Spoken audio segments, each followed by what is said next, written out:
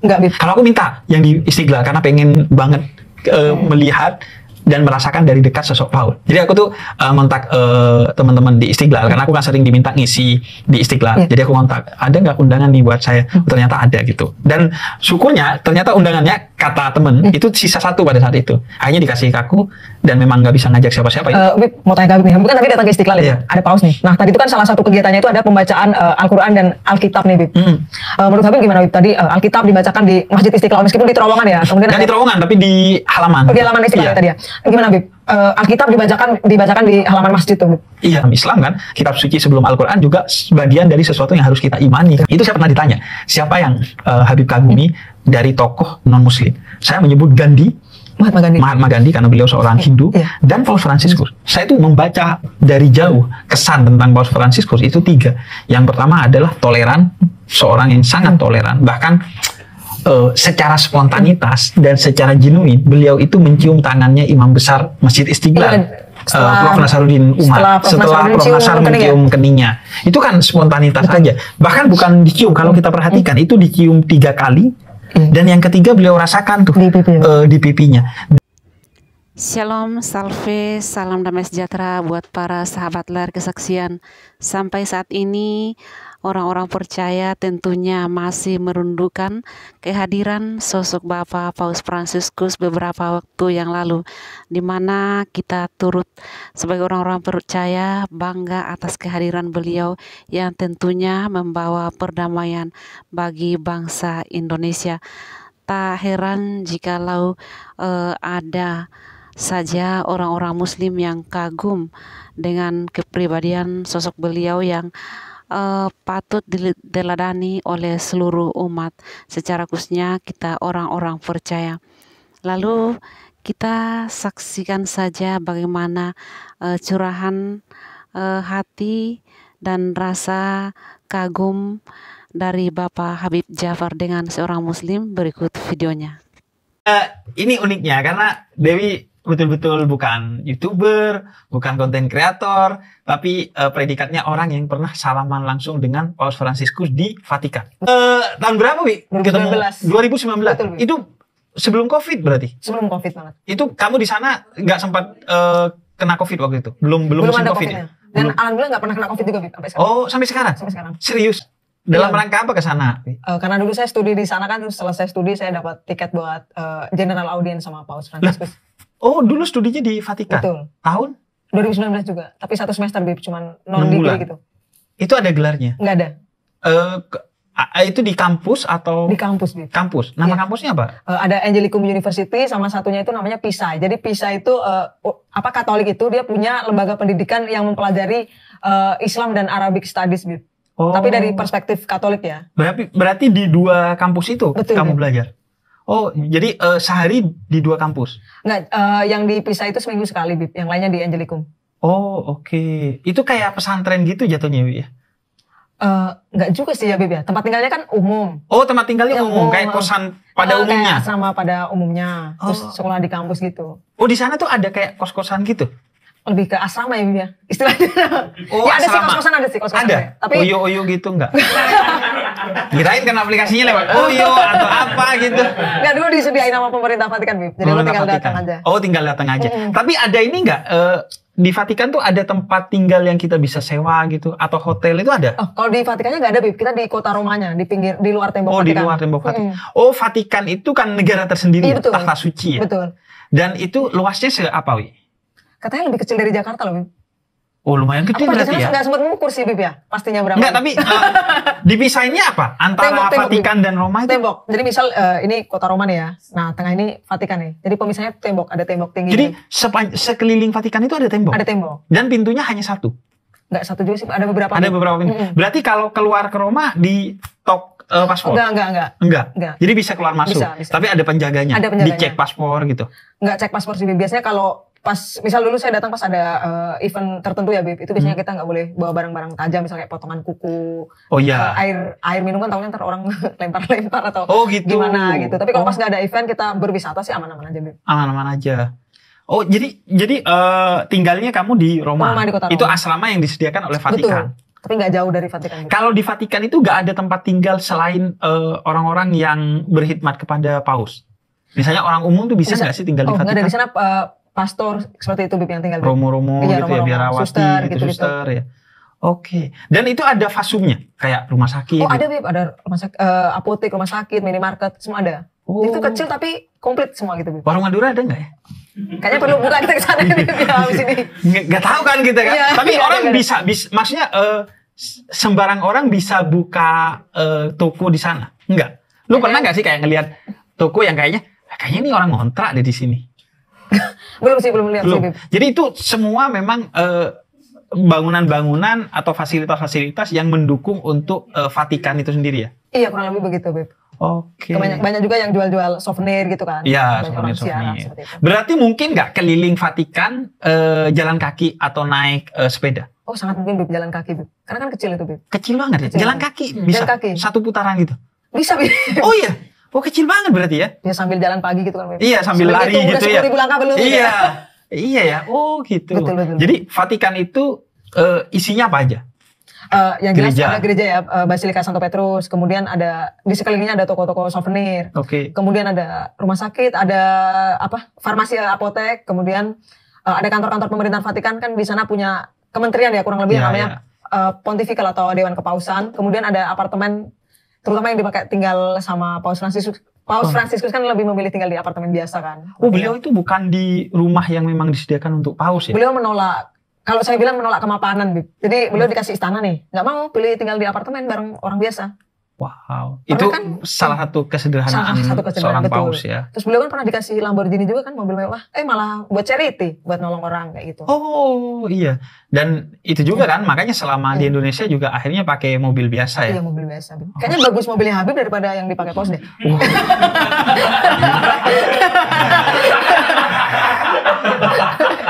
Iya, itu yang bikin saya agak susah untuk ceramah tentang kesabaran. Kenapa? Disuruh sabar sama Habib yang pulangnya pakai Alphard itu agak gimana ya? Iya sih sabar, tapi Anda kan naik Alphard ya. Iya. Sabarnya di dalam Alphard sama di dalam Transjakarta kan beda ya Bib? Betul. Apalagi di dalam kereta, apalagi sambil jalan kaki ya beda, naik becak tuh. Tapi kalau gue kemana-mana biasanya pakai motor Yamaha tuh. Gue nggak tahu tuh motor gue kemana udah. Gitu. Biasanya suka parkir di sana. Yamaha yang terbaru ya? Yamaha yang terbaru dong. Dan ini apa? Ada ini nggak, Dewi? Musola atau masjid gitu di dalam Vatikan ya? Kalau di dalam Vatikan nggak ada, Bib. Tapi Nggak kalau ada. di luar Vatikan itu di Roma itu ada beberapa musola. Kalau rumah ibadah hanya gereja di sana. Di Vatikan iya. Kalau di Hanya Roma gereja. ada Nggak masjid. ada rumah ibadah agama lain. Nggak ada. Kalau di kota Roma itu ada Masjid Agung Roma namanya, Bib. Dan itu sekaligus pusat kebudayaan Islam. Dan konon itu masjid terbesar di Eropa loh, Bib. Secara wow. luasan di kota Roma. Oh, masjid terbesar di Iya, Eropa dan ada di itu Roma. menarik loh Bib, sejarah masjid itu. Dulu pemimpin Italia yang terdulu, Benito Mussolini ya, tahu Iya. ya, pasti udah familiar lah. Familiar. Itu pernah menolak berdirinya masjid di Roma. Jadi dia tuh pernah bilang kurang lebih begini, tidak akan pernah ada masjid di Roma kalau tidak ada gereja di Mekah gitu. Oh, oke. Kan sebuah ketidakmungkinan untuk gereja itu berdiri di Mekah, karena kita lihat Mekah itu kan memang Kota pusat ibadah, kota suci dan memang. pusat ibadah. Beda benar, lah kayak treatmentnya Vatikan itu kan Mekah. nggak mungkin ada masjid misalnya. Sama gitu. kayak non Muslim kan nggak boleh masuk ke kota suci dalam pandangan banyak iya. mazhab. Jadi itu memang kayak tahta suci Vatikan Iya, lah, betul. treatmentnya beda. Lalu seiring berjalannya waktu, atas perjuangan banyak pihak, salah satunya ada 23 negara Bib yang mengusahakan, salah satunya juga Indonesia gitu. Itu akhirnya atas dukungan Vatikan juga, atas rekomendasi Vatikan juga itu bisa berdirilah Masjid Agung Roma, dan itu dikasih lahan lah sama pemerintah. Dan Kota itu Roma. Jumatan di sana ada? Ada Jumatan di sana, Bib. Oh. Saya kebetulan pernah ke masjidnya itu, Bib. Luas banget emang, Bib. Oh iya. Ada yang ngecas HP nggak sih? Atau tiduran Banget, gitu? ada yang istirahat di situ, Bib. Ada yang istirahat di situ.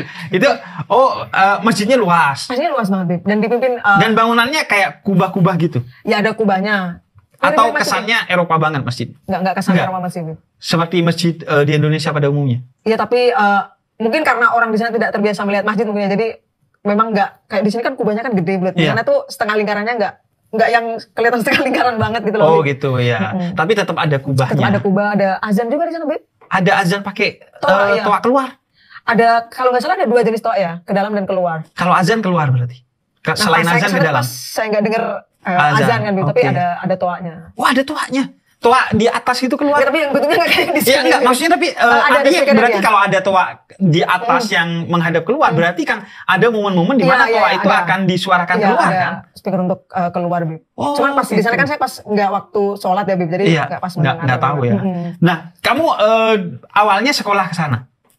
Jadi sekolah di sana itu cuman studi pendek, Bib. Studi iya yang 6 bulan tadi. Betul. Itu berarti Dewi maksud gua kan kenapa gak di Prancis gitu, kenapa gak di Al Azhar, Anda kenapa di Vatikan kuliahnya? Ini agak serius nih ya, Bib ya. Iya. Serius padahal udah bubar ya? Iya. Jokes Habib Jobib. Jadi sejak 2017 itu kan saya gabung di Jaringan Gus Durian Semarang dan Persaudaraan Lintas Agama Semarang ya, Bib ya. Nah, kita kalau flashback ke zaman itu kan itu tahun-tahun politik yang banyak sekali Berat. politik identitas ya, Bib ya. Nah, kemudian karena melihat kondisi seperti itu, Bib, terus kemudian ada kesempatan untuk belajar. Dan kala itu kan memang yang sering gesekan itu kan antara Islam dan Kristen ya. Iya. Seperti itu. Nah, kenapa sih kesempatan ini nggak diambil gitu kan? Saya bisa belajar langsung. Bahkan tadi saya sebut ada di kampus PISA itu, saya belajar Islam tapi dari sudut pandang orang Katolik. Orang itu kan Katolik. menarik juga, Bib ya. Iya, menarik kan agar itu juga membuat kita tahu bagaimana pandangan orang Katolik terhadap Islam. Betul. Sehingga ruang dialognya semakin terbuka Betul, kan. sepakat, Bib. Dan itu kamu itu S2 atau Nggak, itu non degree, Bib. Berarti itu S1 kamu di mana? Di Universitas Negeri Semarang, Bib. Universitas Negeri Semarang. Iya. Setelah kamu lulus, kamu dapat tawaran itu. Setelah saya lulus tuh sebenarnya saya lanjut S2, Bib. Lanjut di Unika Sugiya Pranata Semarang. Oke. Lalu di tengah-tengah itu ada program beasiswa yang ke Vatikan. Kamu tahu dari mana tuh? Saya di info Romo Markus Solo, Bib. Oh, Romo oke. Markus Solo tuh yang di sebelahnya Paus terus yang menerjemahkan itu, Bib. Oh, yang pas kunjungan Paus Iya, yang itu. menerjemahkan itu? Iya, Romo Markus Solo. Oh. Itu terus di info saya apply ternyata ya jadi rezeki saya. Bib. Ordal lah. Order. Tapi ikut seleksi juga, Bib. Seleksi tapi kan maksudnya kamu Informasinya. sebelumnya informasinya dapat dari beliau. Iya, betul. Karena kamu ikut dalam jaringan Gus Durian Betul. sehingga memang terhubung dengan Iya, betul, beliau betul, ya. betul. Dan akhirnya ditawarin tuh untuk Iya, studi ada 1 pembukaan. semester di sana. Iya, Bib, betul. Apa aja syarat-syaratnya? Waktu itu Lokor udah. enggak? Enggak dong, aku ini enggak lokal lah dari ini. Iya, kan kelihatan dari kerudungnya. Tidak perlu dijelaskan itu. Itu syaratnya tuh udah harus lulus S1, Bib. Oke. Lalu tentu menguasai bahasa Inggris ya. Oh, bahasanya Inggris, bukan bahasa Itali. Enggak, bahasa Italia itu saya cuma pakai pas sehari-hari pas beli makan dan sebagainya. Oh, contohnya coba. Contoh bahasa Italinya, penasaran Apa aja. misalnya? Grazie gitu, terima kasih ya. Oh, grazie. Apa? Grazie. Grazie. Terima Lu kasih, kalau ya. beli-beli itu gimana? Misal nanya harganya berapa gitu, Iya. quanto costa gitu. Oh, gitu. Itu mau nggak mau jadi tahu ya karena 6 bulan di sana ya. Iya, karena kan rata-rata pedagang di sana kan pakai bahasa Italia, Bib. Jadi suka dengar gitu. Bahasa resmi di Vatikan juga bahasa Italia. Iya, kebanyakan pakai bahasa Italia, Bib. Paus itu kemarin ketika ngobrol tuh itu pakai bahasa Italia ya. Iya. Oke. Dan Paus itu nggak bisa bahasa Inggris ya? Bisa, Bib. Cuman dugaan saya karena mungkin terbiasa pakai bahasa Italia, ya kayak kita terbiasa bahasa Indonesia lebih nyaman ngomong Lebih bahasa nyaman. Indonesia ya. Karena apalagi ketika seorang Paus yang bicara ya, pilihan katanya itu kan harus presisi. Betul. Mungkin beliau lebih nyaman Iya, ya. betul, Bib. Apalagi bahasa-bahasa yang sifatnya sakral ya. Nah, ada apa, Bib? Romo Markus tadi, Bib. Romo Markus itu beliau pastor ya, tapi beliau itu ahli Islamologi loh, Bib. Itu pastor yang pakar Islamologi. Beliau itu bisa baca Quran karena beliau itu pernah kursus bahasa Arab setahun atau 2 tahun di Mesir. Oh, di Mesirnya langsung? Iya, di Mesir langsung. Oke, ini agak unik ya. Iya. Romo ke Mesir, Anda ke Vatikan. Iya. Iya, itu. Jadi beliau tuh pakar Islamologi, beliau bisa baca Quran bahkan lebih fasih dari saya karena beliau kan menguasai bahasa Arab kan, jadi Lebih mudah dan lebih paham pastinya Iya. kan karena emang belajar Al-Qur'annya Betul. bukan hanya membacanya. Nah, akhirnya kamu dapat tawaran tuh ke sana. Iya. Yang saya penasaran, orang tua pas dikabari pertama kali mau kuliah ke Vatikan, ini istighfar nggak? Enggak. Gimana? Karena kebetulan saya tuh lahir, tumbuh dan berkembang tuh dari keluarga yang beragam, Bib. Di keluarga besar itu ada yang Katolik, ada yang Kristen, ada yang Hindu, Buddha. Jadi ya biasa gitu. Biasa dengan perbedaan. Iya, ya. biasa dengan perbedaan. Dan kebetulan kan almarhum kakek saya itu sebelumnya dulu pernah anggota, dulu namanya LPKUB ya, Bib. Sekarang kan FKUB ya. Forum Kerukunan Umat Antarumat beragama. Nah, saya tuh sebenarnya banyak belajar dari almarhum kakek saya. Oh, kakek. Karena kamu pernah hidup di masa kakek kamu, Iya. pernah ketemu. Karena waktu itu kan ayah saya meninggal dunia, terus saya tuh diajak hidup bareng kakek saya. Oh, jadi ayah meninggal lebih dulu daripada kakek. Oke. Terus akhirnya ya kan banyak belajar kan karena Iya. Karena memang kakek saya juga- aktivis lintas agama ya. kakek saya tuh punya concern di hal tersebut juga. Oke, berarti pertama belajar tuh dari kakek. Iya. Dan kemudian ketika bilang justru akhirnya seneng dong malah ya Iya. keluarga ya, Iya. karena dapat kehormatan dipilih untuk menjadi mahasiswa Betul. di Vatikan ya. Nah, belajarnya tadi Islam dalam perspektif Katolik, Betul. sama kekatolikan nggak? Ada saya ambil beberapa kekatolikan, terus saya juga belajar tentang sejarah agama-agama besar dunia. Nah terus menariknya saya tuh kan kali itu mikirnya gini, wah mumpung aku di pusat kekatolikan nih, saya tuh minta belajar Trinitas gitu, karena saya pengen tahu Trinitas tuh sebenarnya kayak gimana. Ih bener banget. Tahu nggak? Saya tuh setiap ketemu Romo, offline maupun online, nge-podcast maupun ngobrol-ngobrol, selalu saya pengen tahu bagaimana penjelasan Trinitas dalam perspektif dia.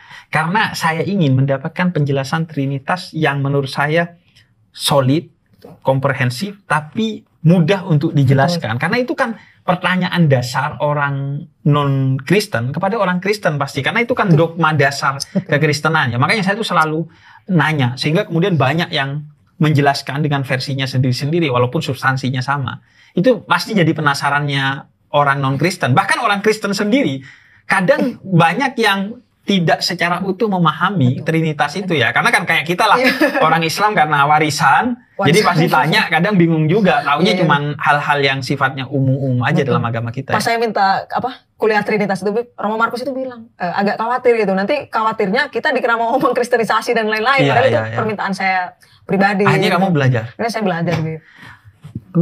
Apa yang kamu dapetin dari itu, Dewi, dari kuliah Trinitas itu? Dari kuliah itu saya mendapati ya bahwa namanya agama terkait dengan iman ya, Bib ya. Mereka kan tentu teman-teman Kristiani ini kan melihat Trinitas itu kan dari sudut pandang iman. Nah, kita mungkin dari sudut pandang sejarah atau sudut pandang logika. Itu tidak akan menyatu nih kalau kita adukan ya.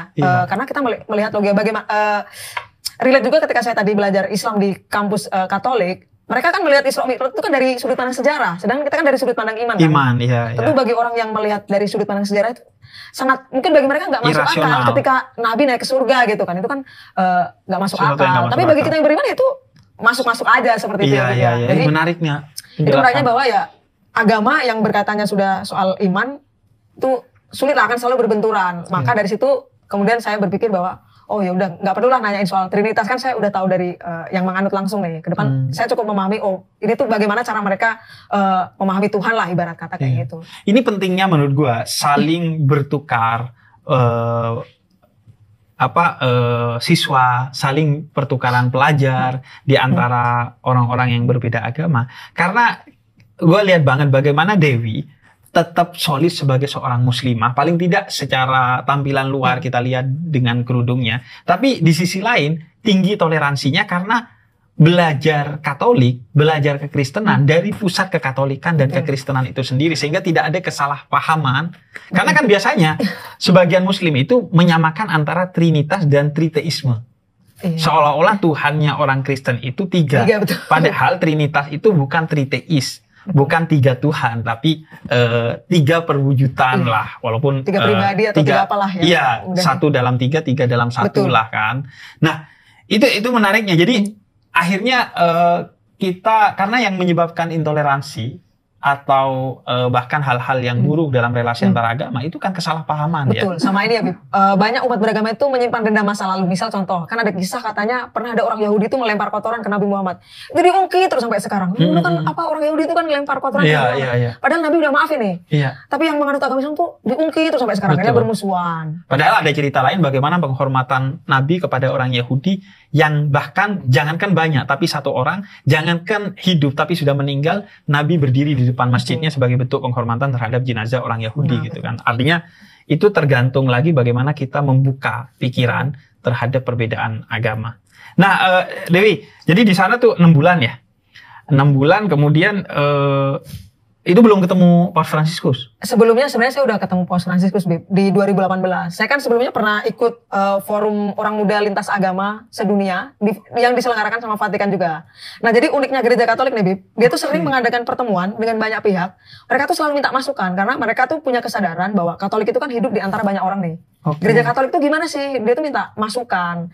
Nah, 2018 itu saya udah ketemu Paus. Cuman memang kala itu fotonya tuh nggak proper ya, Bib ya. Dan 2018 itu? Iya, 2018. Itu ketemu Paus Fransiskus? Langsung di acara itu. Forum itu kan di forum itu langsung dipimpin oleh Paus? Iya, langsung dipimpin oleh Paus. Di diskusi itu 7 hari atau 10 hari ya, Bib. Pokoknya hampir 10 hari lah acara itu kan. Selesai terusnya 2019 saya dapat beasiswa lagi ke sana. Oke. Sambil minum nih.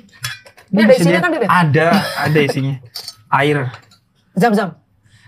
Air baptis. Enggak, ini air biasa, air biasa.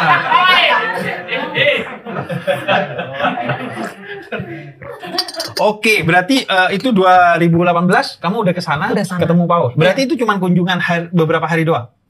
Iya, acara forum kayak seminar lah gitu. Oke. Dan itu udah sempat salaman dengan Paus? Udah sempat, Bib. Tapi fotonya nggak proper. Nggak proper dan mungkin nggak relate juga. Yang 2019 itu kan relate karena itu kan era setelah pemilu banget ya, Bib ya. Iya. Setelah pemilu banget, suasana panas, banyak politik identitas. Nah mungkin, dan kemudian kan kala itu caption saya tuh, jilbabku dan jubahmu bukan sekat untuk kita tidak bersaudara. Wow, itu yang viral ya. Iya, kemudian, foto kamu salaman dengan Paus Fransiskus ya. Tapi sebelumnya kamu udah pernah salaman. Udah pernah, Bib. Berarti 2019 itu kamu 6 bulan di sana. Terus yang salaman kemudian fotonya proper tuh setelah itu? Jadi di sana itu kalau kita dapat beasiswa dari pemerintah Vatikan, Bib, kalau kita selesai studi, biasanya kita dapat 1 tiket untuk ikut general audience sama Paus. Itu kan nggak gampang ya, Bib, untuk dapat tiket itu. Bahkan dari semua peserta general audience itu cuma yang baris paling depan, Bib, yang boleh salaman. Belakang itu nggak, cuma lihat aja. Dan baris paling depan itu ditentukan, bukan seenaknya? Bukan ditentukan, bukan seenaknya, Bib. Dan kamu kebetulan ditaruh di baris paling depan? Paling depan saya, Bib. Karena mungkin juga secara look kamu menarik ya, karena beda banget ya. Maksudnya karena pakai kerudung ya. Makanya ditaruh di depan. Iya betul, Bib. Dan salaman sama Paus. Salaman sama Paus, Bib. Itu ngomong nggak kamu? Ngomong saya, Bib. Apa? Kalau itu terpikirkan, saya minta idenya, Pope, please pray for Indonesia, for the peace of Indonesia. Saya bilang gitu. Jadi untuk perdamaian Indonesia, karena kan waktu itu kondisinya kan emang lagi ini ya, Bib, banyak politik identitas lah. Terus Paus itu bilang yes, I do gitu dia. Itu yang kamu. Kalau yang pertama kamu sempat ngobrol nggak? Yang salaman masalah aja, karena itu banyak orang banget kan. Jadi itu semua peserta bisa salaman tuh, Bib, yang pertama tuh. Kalau yang kedua kenapa jadi proper fotonya? Karena yang kedua itu ada tim. Jadi pemerintah Vatikan itu kalau ada event sama Paus pasti itu ada fotografernya, Bib, yang keliling. Jadi saya bisa ambil fotonya dari website di pemerintah Vatikan. Oh, gratis tuh? Kalau saya waktu itu bayar karena saya minta hard copy-nya, Bib. Agak maruk Anda ya. Yang nggak ada watermark-nya, yang nggak ada watermark-nya. Betul. Biasanya ada watermark kan, hilang tuh. Terus kalau yang pertama nggak ada yang mutuin?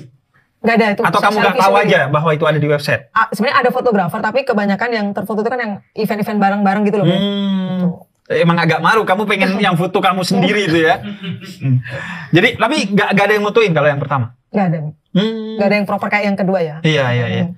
Oke, berarti di sana 6 bulan, kemudian ketemu Paus. Gimana rasanya? Saya pribadi kan sebelumnya sudah mengagumi sosok Paus ini ya, Bib. Karena tahun 2013 beliau dipilih kan, dilantik lah jadi Paus. Beliau ini kan langsung ngeluarin gebrakan di 2015 itu adalah, kalau tahu Laudato Si itu kayak dokumen seruan Paus Fransiskus tentang lingkungan hidup, Bib. Jadi Paus Fransiskus ini juga menaruh perhatian terhadap tanaman dan juga hewan. Kan kalau selama ini kan agama itu kan menempatkan manusia ini sebagai makhluk paling sempurna ya, Bib, karena punya akal pikiran dan sebagainya. Lalu kemudian alam ini kan dianggap seolah kelas 2 dan ketika manusia itu dianggap paling sempurna ya kita merasa superior ya, Bib ya. Kayak naluri manusia kan. Kemudian alam ini kan dikeruk, dieksploitasi ibaratnya seperti itu. Nah, di Laudato Si itu Paus itu mengajak semua orang itu melakukan pertobatan ekologis, Bib. Jadi maksudnya pakai seperlunya gitu loh, Bib. Ya, ibarat kata misalnya air minum dalam kemasan. Saya tuh kadang kalau yang gelas itu ya, Bib, suka nggak habis terbuang. Nah, Paus itu kan ngajarin untuk tidak seperti itu, untuk merawat tanaman, menjaga binatang, dan menegaskan bahwa makhluk hidup yang lain tuh juga berhak gitu loh untuk hidup. Mereka tuh berhak melanjutkan hidup lah, ibarat kata jangan dirusak. Jadi gitu. Pertobatan ekologis dari nafsu egologis. Ego merasa seolah-olah kita subjek dan yang lainnya objek. Dan objektifikasi itu bukan hanya kepada tanaman dan hewan, bahkan dalam beberapa kasus terhadap perempuan, kan, terhadap anak-anak. Misalnya anak-anak dianggap investasi. Nanti kalau lo udah gede, lo bayarin hidup gue ya sebagai orang tuanya. Atau lo kalau udah gede jadi tentara ya, karena gue pengen jadi tentara, gak jadi nih. Kalau enggak anak itu selalu dianggap kalau anak berhasil nih, itu semua hasil dari payah orang tua. Tapi kalau anak gagal itu kamu kualat nih sama orang tua. Ada juga kan beberapa. Betul. Seolah-olah yang durhaka cuma anak doang. Padahal orang tua durhaka ada tuh dalam Islam. Yang nggak memperlakukan anaknya dengan baik. Dan itu sebenarnya visi semua agama ya. Kalau Islam kan rahmatan lil alamin. Bagaimana kemudian, misalnya saya tuh ceritanya Habib Umar bin Hafid. Beliau itu nggak mau tempat plastik tuh kalau makan atau minum. Jadi tempatnya tempat-tempat kayak gini tuh. Karena beliau bahkan kalau cuci tangan itu pakai tanah yang kemudian baru dikasih air agar merasakan visi ekologi itu. Karena dianggap, apalagi kalau dalam Islam kan najis aja kalau dicuci harus dengan tanah. Lalu selanjutnya tadi kan soal ekologis ya, Paus Fransiskus itu. Lalu kan beliau itu kan kalau di Katolik itu kan ada tradisi dulu kan Yesus itu membasuh kaki murid-muridnya gitu. Yeah. Nah, lalu kan diteruskan para paus. Nah, Paus Fransiskus ini yang dibasuh kakinya itu bukan para uskup atau bukan para pastor. Dia tuh datang ke penjara menemui imigran. Bahkan ada yang imigran Islam loh dibasuh kakinya. Bahkan ada orang yang viral itu kan? Iya, ada orang punya penyakit menular, Bib. Dipeluk, Bib, sama paus, diberkati gitu kan. Didoakan lah ibarat kata. Jadi kan beliau ini menurut saya dalam tanda kutip anomali ya, karena berbeda dari yang lain. Kemudian menolak kemapanan. Bahkan istana musim panas paus namanya Castel Gandolfo itu jadi museum sekarang, Bib. Itu kan karena digali tempatin oleh iya, beliau ya. Di apartemen biasa. Terus tadi nyambung soal air minum ya, Bib. Kemarin kalau kita lihat ketika paus ngisi-ngisi ada event di sini ya. Itu kan nggak pernah kan air minumnya itu botol plastik. Beliau pakai gelas kaca kan yang ada tutupnya. Sama waktu di Vatikan itu saya lihat juga gitu. Setelah ngisi acara itu pasti gelas kaca bening, terus ada tutupnya, air putih. Oke. Dan beliau ketika saya ketemu di Istiqlal Tadi ya? Tadi itu salah satu poin dalam ceramahnya bahwa kita sedang mengalami berbagai krisis, termasuk krisis ekologi. Maka jangan sampai agama ini justru menambah deretan krisis itu lantaran hubungan antar umat beragama yang tidak toleran. Justru agama seharusnya menjadi poin untuk menyelesaikan krisis-krisis yang ada di muka bumi ini. Tapi kalau agama menerima tambang gimana, Bib? Ya harus ditimbang dulu sih seharusnya untuk kita ngobrolin yang lain aja ya. Oke. Nah, berarti salaman dengan Paus, ketemu dengan Paus. Dan ketika itu di Vatikan. Nah, pas Paus Fransiskus ke Indonesia, itu ketemu lagi nggak? Tadi di depan kantor, Bib, saya lihat beliau lewat, Bib. Saya nunggu dari 2:30 tuh sampai beliau lewat jam 4 kurang. Oke. Dan karena rindu, karena excited atau? Karena excited, Bib. Karena pengen Karena melihat. Kan saya melihat beliau itu tidak sebatas seorang pemimpin Katolik ya, Bib, tapi seorang pemimpin negara juga yang sangat visioner lah. Kalau kita lihat pemimpin negara itu kan punya fasilitas ya, sah-sah saja. Misal pemimpin agama itu pakai kendaraan yang bagus, fasilitas yang bagus. Tapi bahkan pada batas tertentu mungkin wajib ya demi keamanan. Betul. Ya. Pos ini kan enggak ya, mobilnya biasa. Kayak tadi kita bahas gitu. Jam tangannya bahkan viral gitu. Saya jadi malu nunjukin jam tangan. Iya, makanya jam tangannya 130.000 ya. Gitu, terus nggak mau tidur di hotel mewah. Padahal kalau pay letter bisa murah. Iya, di dulu bahkan bukan di hotel, di kedutaan besar Tahta Suci Vatikan. Terus beliau itu ketika yang beliau temui pertama setelah datang itu kan disambut Pak Menteri ya, sama ada perwakilan dari istana. Lalu beliau kan datang ke kedutaan Vatikan. Lalu yang beliau temui pertama kan anak yatim piatu, pengungsi, teman-teman difabel. Jadi beliau langsung concernnya itu langsung ke orang-orang yang membutuhkan itu. Karena ini sebagaimana, saya dan Dewi kebetulan dipertemukan juga dalam buku ini. Ini buku tulisan tokoh-tokoh Muslim Indonesia, walaupun kita bukan tokoh kayaknya ya, karena kita anak muda aja untuk menyambut kunjungan Paus Fransiskus. Saya menulis di sini bahwa Paus Fransiskus itu kan paus pertama yang non Eropa. Iya betul. Dan beliau itu lahir dari pinggir. Betul. Beliau merasakan pahit getir sebagai orang di pinggiran dan terpinggirkan. Sehingga beliau itu ketika mengunjungi negara cenderung memilih negara-negara yang terpinggirkan. Betul. Misalnya ke Palestina, ke Irak, ke Sudan Selatan, ke Mozambik juga pernah karena negara termiskin. Dan mengunjungi orang-orang yang termarginalisasi di negara itu. Karena saya tulis tuh di buku bahwa kayaknya beliau mau mengkritik kita yang seringkali menyorotkan lampu itu kepada sesuatu yang megah. Untuk mempertontonkan apalagi menyombongkan kemegahannya. Dan beliau tahu bahwa beliau ini selalu disorot, maka beliau memilih pergi ke orang-orang dan negara-negara yang terpinggirkan agar sorotan kamera dan lampu itu kepada hal-hal yang terpinggirkan agar kita tidak tinggal diam melihat orang-orang yang terpinggirkan itu ya. Kalau saya pinjam istilahnya Pak Bambang Pacul nih ya, orang-orang terpinggirkan itu kan dia udah nggak punya galah nih untuk melenting kan. Kalau orang kaya itu kan galahnya banyak, dia masih punya harta dan lain-lain. Nah, kalau orang udah terpinggirkan, misalnya ada bencana, mereka sakit, itu kan mereka tinggal harapan aja kadang udah nggak punya ya, Bib. Banyak Paus itu kan menaruh perhatian ya biar mereka tuh punya galah lagi lah. Meskipun galahnya itu berupa harapan seperti itu. Makanya kunjungan Paus saat ini itu disebut sebagai kunjungan peziarah harapan kan. Untuk memberikan harapan bukan hanya kepada orang-orang Katolik kan, tapi kepada semua umat manusia dalam skema toleransi, persaudaraan antar agama sebagaimana yang disampaikan beliau di Istiqlal tadi itu. Dan Kamu kan termasuk yang nulis juga di buku ini kan, Iya. Dewi. Apa yang kamu tulis, Dewi? Saya judulnya itu Katedral dan Istiqlal, dua sejoli merajut harmoni, Bib. Oke, itu apa yang diulas? Katedral dan Istiqlal itu kan simbol ya, Bib ya. Simbol Kerukunan. bisa jadi simbol kerukunan beragama gitu. Tapi kalau bagi orang yang jatuh cinta itu kan simbol yang sulit disatukan ya, Bib ya. Iya. Tembok antara masjid dan gereja gitu. kan, Bib. Betul. Ya, tapi lepas dari itu bahwa Istiqlal dan katedral itu simbol bahwa persatuan itu tuh masih ada gitu loh. Bahkan mereka kalau Idul Adha itu kan katedral itu kan selalu kasih sapi kan ke Istiqlal. Begitu kalau ada event-event lain kan mereka saling berbagi tempat parkir lah. Iya, kalau penuh betul. kayak gitu. Gitu. Iya, iya. Dan ini yang menariknya juga tadi Paus Fransiskus di Istiqlal itu menjelaskan kan beliau mengetahui dan mengapresiasi terowongan yang menyambungkan antara Istiqlal dan katedral kan. Cuman kan biasanya simbol perjumpaan itu dalam bentuk jembatan kan biasanya. Iya, Tapi ini uniknya dalam bentuk terowongan. Kenapa dalam bentuk terowongan? Karena biasanya kan konotasinya terowongan itu untuk menyelinap, untuk kemudian hal-hal yang dianggap kriminalitas. Tapi beliau memiliki perspektif yang menarik. Kata beliau, terowongan ini adalah simbol perjumpaan kita sejak di akar. Jadi sejak di akar kita telah merajut perjumpaan sehingga apa yang tumbuh dari akar ini pasti adalah hal-hal yang berkaitan tentang harmonisasi antar umat beragama khususnya Muslim dan Katolik gitu. Itu menariknya. Beliau itu selalu memberikan kata-kata yang membangun harapan bagi siapa saja yang mendengarnya ya. Dan beliau tuh nggak gampang menjudge suatu hal ya, Bib ya. Misal dulu tuh ada video yang viral, Bib. Ada anak kecil nih, bapaknya tuh ateis, Bib. Dia tuh nangis gitu kan, terus sama Paus itu diminta maju ke depan gitu, terus berbisik ke Paus gitu. Paus, bapakmu ini ateis, dia akan masuk surga nggak gitu. Tentu beliau sebagai seorang pemimpin agama sah-sah saja kan ketika bilang nggak akan masuk surga, yang masuk surga cuma orang Katolik. Itu dalam perspektif seorang pemuka agama sebenarnya boleh-boleh saja. Tapi pada intinya Paus itu hanya mengatakan kepada anak itu dan seluruh jemaah yang hadir bahwa Tuhan itu tidak akan menelantarkan hambanya, doakan bapakmu. Itu kan anak itu kan merasa adem ya, bapakmu nggak akan ditelantarkan kok sama Tuhan, seperti itu kan.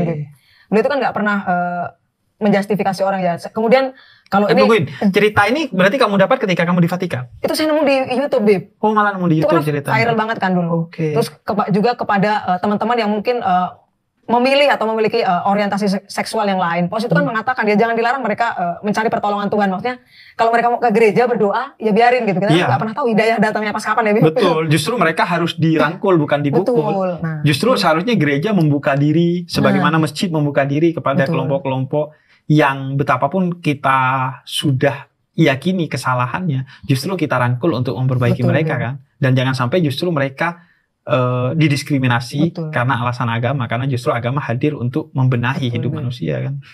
Oke. Dan apa bedanya Paus di Vatikan dan Paus di sini tadi yang kamu temuin? Menurut saya beliau tuh sangat konsisten dan sangat walk the talk banget ya, Bib. Beliau tuh ketika saya baca-baca lagi, ternyata beliau tuh sejak awal jadi pastor sampai sekarang tuh kesederhanaan itu udah sejak lama. Betul. Jadi bukan yang baru mau naik jabatan terus tiba-tiba sederhana enggak. Ternyata emang ada yang baru naik jabatan terus tiba-tiba sederhana. Ada misalnya gitu yang sebelumnya dia nggak pakai Innova terus tiba-tiba pakai Innova. Nggak ada itu mah. Indonesia keren, nggak ada yang gitu-gitu mah. Nah itu kan sebuah konsistensi ya, Bib. Ibaratnya beliau ini udah istiqomah banget ya, Bib. Istiqomah. Meninggalkan kemewahan-kemewahan yang sebenarnya beliau bisa kayak tadi misal minum dengan air putih gitu. Iya. Bahkan dulu sebelum beliau itu pakai kursi roda, Bib. Beliau tuh jalan loh keliling nemuin semua umat itu yang hadir di Basilika Santo Petrus itu. Jalan kaki, Bib. Oh, berarti itu juga ya bedanya Paus yang kamu temuin dulu dan sekarang ya? Dulu masih jalan. Pakai tongkat nggak? Nggak, dulu nggak pakai tongkat. Oke. Ya mungkin udah. Sekarang udah ini ya. Iya, sekarang katanya konon lantaran perutnya dioperasi sehingga beliau nggak bisa berdiri lama dan nggak bisa jalan dengan jarak tempuh yang jauh karena sakit katanya. Habis perjalanan jauh juga kan, 13 jam. Iya, apalagi pakai pesawat komersil kan. Iya, nggak mau pakai jet pribadi ya, Bib. Oh, gak ada itu yang pakai jet pribadi. Siapa yang pakai jet pribadi? Nggak, kalau kepala negara kan sebenarnya nggak apa-apa juga kan. Sebenarnya itu. Makanya sebenarnya kita harus melihat Paus Fransiskus itu dalam rentang sejarah yang panjang. Betul. Kalau melihat kesederhanaannya. Betul. Karena kalau kesederhanaan itu diukur dari tampilan luar, kadang orang memang harus tampil tidak sederhana. Misalnya untuk membangun kewibawaan sebagai tokoh agama. Dia seharusnya kan menjaga kewibawaannya, salah satunya mungkin dituntut dengan tampilan yang kelas tinggi gitu, dan itu gak ada masalah ya. Atau karena pertimbangan diplomasi, kan biasanya ada pakaian-pakaian diplomasi khusus atau protokoler, dia harus pakai mobil yang anti peluru dan lain sebagainya. Tapi bisa juga kalau itu tidak bersumber dari hati, tampilan itu dibuat sederhana untuk pencitraan doang, bukan kesederhanaan apalagi keteladanan. Tapi karena kita mengenal Paus sejak dulu dari sejarah-sejarah yang ditulis tentang beliau, bahwa memang beliau dari dalam sebagai seorang yang sederhana, tidak dibuat-buat ya. Udah tertanam di jiwa dan udah bahkan istiqomah itu. Dewi, aku mikirnya gini, berarti Paus itu kan sangat percaya kepada orang Indonesia yang mayoritas berbeda agama dengan beliau ya, karena kita kan mayoritas Muslim. Betul. Karena kan naik mobil bukan anti peluru, apalagi buka kaca di depan. Dan nyantai banget tangannya gini. Iya, nyantai. Tinggal ngerokok doang itu. Kalau supir-supir angkot tuh. Iya kan? Nah, tinggal, maksudnya itu kan keputusan yang muncul dari kepercayaan dan apresiasi yang besar terhadap kita orang Indonesia, bahwa saya merasa aman di Indonesia. Sehingga saya berani tuh buka kaca. Dan tau gak sih, Indonesia ini kan mayoritas Muslim ya, Bib. Tapi Indonesia ini penyumbang pastor dan suster terbanyak ketiga se-Asia loh. Wow, oh iya. Setelah Filipina dan satunya India apa ya? Filipina memang ini kan terkenal Katoliknya kuat kan. Indonesia tuh nomor 3 penyumbang biarawan-biarawati terbanyak itu se-Asia. Maksudnya menyumbang untuk ke Vatikan? Di Vatikan. Di seluruh dunia jumlahnya? Jumlah gitu. biarawan-biarawati Indonesia itu terbanyak ketiga se-Asia. Padahal umat Katolik di Indonesia kan cuma 8 juta. Betul. Mayoritasnya Muslim. Kan bisa terbanyak ketiga. Iya, iya. Artinya umat Katolik ini walaupun mereka sedikit, tapi ketaatannya tinggi. Sehingga mereka kemudian sampai menjadi biarawati, biarawan, ya, romo, dan pembantu-pembantu gereja Katolik lah ya. Oke. Jadi, terus apalagi yang beda? Lebih tua nggak? Iya. Kelihatannya? Nggak kelihatannya. Karena kalau saya dulu tuh ngelihat yang foto kamu itu kayaknya masih seger banget ya. Muda, dan iya sih kelihatan lebih sepuh ya, Bib ya. Iya, lebih sepuh. Dan mungkin lebih gemuk juga ya. Iya. Iya nggak? Bisa jadi lebih bahagia kalau lebih gemuk. Karena gemuk itu simbol kebahagiaan. Iya, sudah pasti. Kayaknya mau gemuk dan nggak gemuk tetap bahagia kalau seorang paus ya, karena hidupnya kan penuh dengan wisdom ya. Iya betul. Oke. Terus apalagi yang beda pertemuan kamu dulu dan tadi melihat paus? Oh, kalau tadi saya cuma lihat di pinggir jalan, kalau dulu kan bisa ketemu langsung. Kamu ini nggak sih punya pikiran bahwa paus kalau ngelihat saya pasti nyapa nih, karena kita udah bestie gitu, udah kenal gitu. Enggak lah. Kamu punya pikiran itu enggak? Enggak, saya yakin pasti beliau kan banyak yang ditemui ya, Bib ya. Dan itu udah 5 tahun yang lalu pasti. Tapi kan kamu unik. Maksudnya pakai kerudung waktu itu. Tapi kan Kristen Ortodoks tuh juga pakai kerudung yang tertutup juga, Bib. Iya. Tapi kan kamu Muslim. Jelas. Oh iya, kamu gak ada perasaan, saya dadain deh. Tadi saya dadain gitu. Tapi nggak ada harapan sampai ke situ sih pasti. Tapi kamu ini nggak WhatsApp Romo siapa? Romo Markus. Iya, Romo saya Markus nggak? sama Romo saya pengen ketemu gitu, enggak? Itu. Jadi kalau saya pribadi gini, Bib, seandainya punya kesempatan bertemu itu kan rezeki saya lagi. Tapi justru saya pribadi tuh kepikiran kalau seandainya ada kesempatan bertemu paus itu lebih baik untuk teman-teman Katolik, Bib. Karena kan kasihan mereka kan harus ke Vatikan kan kalau ketemu paus. Mumpung kesini, kenapa enggak gitu kan? Oke, jadi sebenarnya itu salah satu bentuk toleransi ya, memberikan apa yang menjadi hak kita kepada orang lain yang lebih membutuhkan agar mendapatkan kemaslahatan yang lebih besar ya. Oke.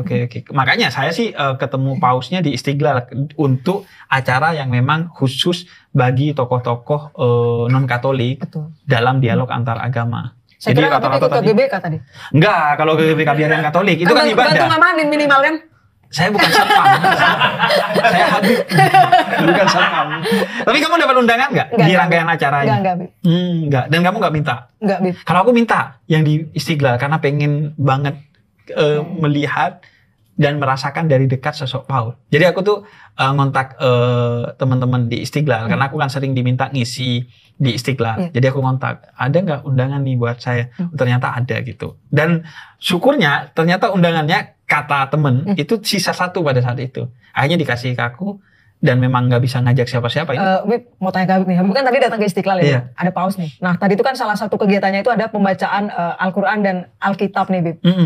Menurut Habib gimana, Bib? Tadi Alkitab dibacakan di Masjid Istiqlal meskipun di terowongan ya. Kemudian nggak di terowongan tapi di halaman. Oh, di halaman Istiqlal tadi ya. Gimana, Bib? Alkitab dibacakan di halaman masjid tuh, Bib. Iya. Ini aja sih kayak itu menjadi momentum aja yang mungkin tidak akan pernah kita rasakan lagi kecuali di momentum kedatangan paus ini.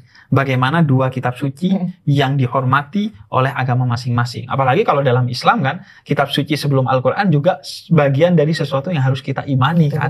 Sehingga ketika itu kayak momentum, apalagi yang baca Al-Qurannya itu anak muda, remaja yang disabilitas, sehingga itu menambah kesyahduan acara tadi. Jadi betul-betul aku ngerasanya ini momentum yang susah untuk terulang lagi, dan berharap itu menjadi modal sosial dan modal spiritual bagi setiap umat, baik Katolik, Muslim maupun agama-agama lainnya yang hadir di momentum itu, untuk menjadi titik tolak memperkuat lagi persaudaraan antar iman dan antar agama. Tadi Habib dapat berkat paus juga dong, kan paus pas turun tadi kayak memberkati. Iya, jadi saya diinfoin sama kayak protokoler Istiqlal gitu, bahwa nanti mobil paus itu akan berhenti di sini karena kan udah ditentukan tuh titik berhenti. Jadi saya pas ditaruh di titik di mana pas mobil paus itu turun. Makanya video saya bagus tuh POV-nya tuh.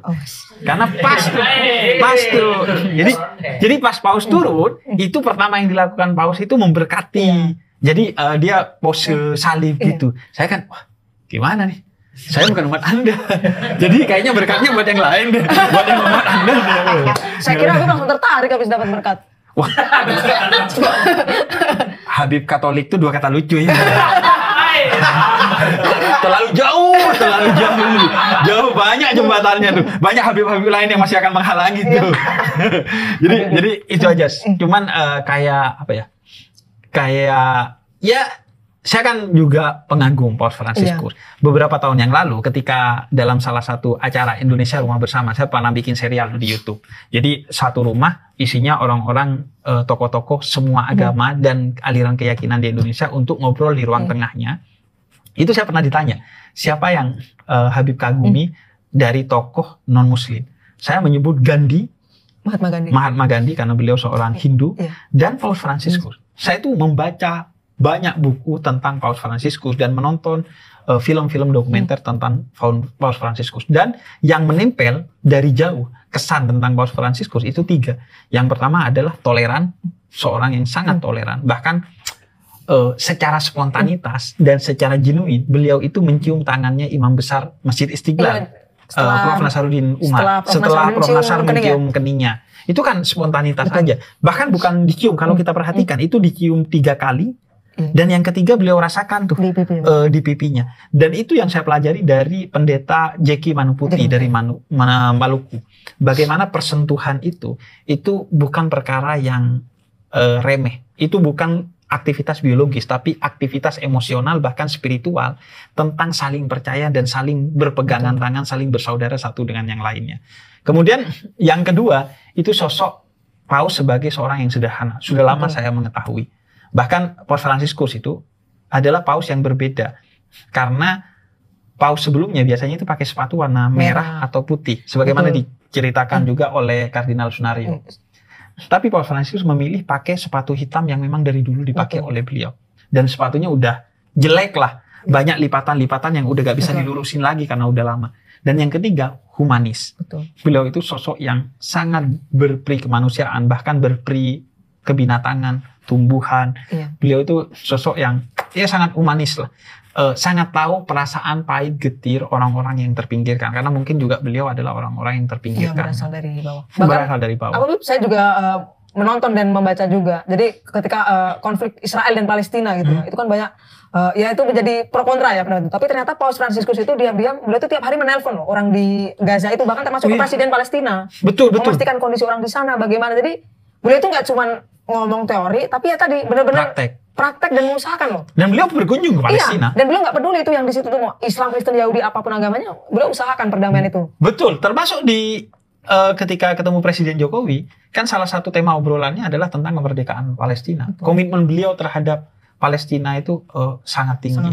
Saya rasa orang seperti beliau tidak mungkin lah tidak tergerak hatinya melihat keterjajahan yang begitu mengerikan. 40.000 orang mati karena serangan membabi buta dari Israel yang sampai sekarang masih terjadi. Jadi selalu seru ya ngobrolin Paus Fransiskus. Apalagi kamu yang udah pernah ke sana ya. Tapi kan Habib juga udah ketemu tadi. ketemu. langsung dapat gini. Iya di Istiqlal, Iya. tapi. Biasanya orang yang kalau salaman dengan paus dikasih rosario itu. Kamu Iya, saya pernah dulu nggak? dikasih rosario, Bib. Dikasih. Ya, tapi saya Yang kayak kasih tasbih itu. Iya, tapi saya berikan kepada yang membutuhkan rosario itu. Betul. Saya pernah dikasih rosario 2 Iya, Bib. sama satu orang Katolik Iya. di daerah Jember. Di daerah Jember itu ada namanya Desa Pancasila, di mana ada orang Hindu, orang Katolik, orang Muslim, dan orang aliran kepercayaan Sabta Dharma hidup bersama di kampung itu. Nah, ketika saya pergi ke rumah orang Katolik ini sangat misionaris gitu. Habib dikasih ya? Ibu-ibu lah, mak-mak lah, kayak mak-mak pengajian dalam majelis taklim masjid taklim. Jadi akhirnya saya dikasih rosario 2. Saya bingung kan, mau dibuat tasbih ada salibnya. Iya kan, Jumlahnya rosario beda, kan, Bib. iya jumlahnya beda kan. Betul, Dan 50 biasanya bagus makanya. kan, kalau Iya, rosario itu bagus kan. Wangi ya, Bib, ya? Iya, saya mau taruh di mobil, ada salibnya juga. Akhirnya saya kasih ke Iya kan, teman-teman Katolik. Saya dulu juga pernah, Bib. Karena daripada gak kepake kan ya sama kita kan. Bahkan saya saat di Indonesia, Bib, adalah kenalan gitu, dia pulang gitu dari ziarah kan. Ziarah kemana nih? Ke Lourdes. Apa Lourdes? Di Prancis itu ada kayak Gua Maria gitu lah, Bib. Oke. Beliau ini pulang gitu kan, bagi-bagi oleh-oleh gitu. Isinya tuh kayak air suci lah dan rosario gitu. Ya kan saya dikasih nggak enak juga ya mau nolak itu. Saya Iya. terima tapi kemudian kan saya berikan kepada yang membutuhkan. Iya, itu kayak air zam-zamnya lah kalau Iya, kita pulang betul. umroh atau ziarah ke Nabi Muhammad ya. Iya, selalu menarik. Dan ini kunjungan setelah 35 tahun Betul, Bib. seorang paus tidak ke Indonesia ya. Betul. Tentu ini akan menjadi memori kolektif yang baik bagi toleransi antar umat beragama di Dan Indonesia. apa, Bib, selain soal toleransi beragama, kedatangan Paus ini kan juga seorang presiden ya, pemimpin tertinggi negara Vatikan Iya, gitu, tahta suci. meskipun negara kecil gitu. Paus ini kan kalau menurut saya itu juga memberikan teladan yang nyata gitu loh, bahwa ketika menjadi pemimpin, menjadi pejabat publik misalnya, yang sederhana itu cukup kok gitu. Paus itu kan meskipun pilih mobil biasa kan, tapi tetap ada protokoler kan, di kanan kiri depan belakang seperti itu.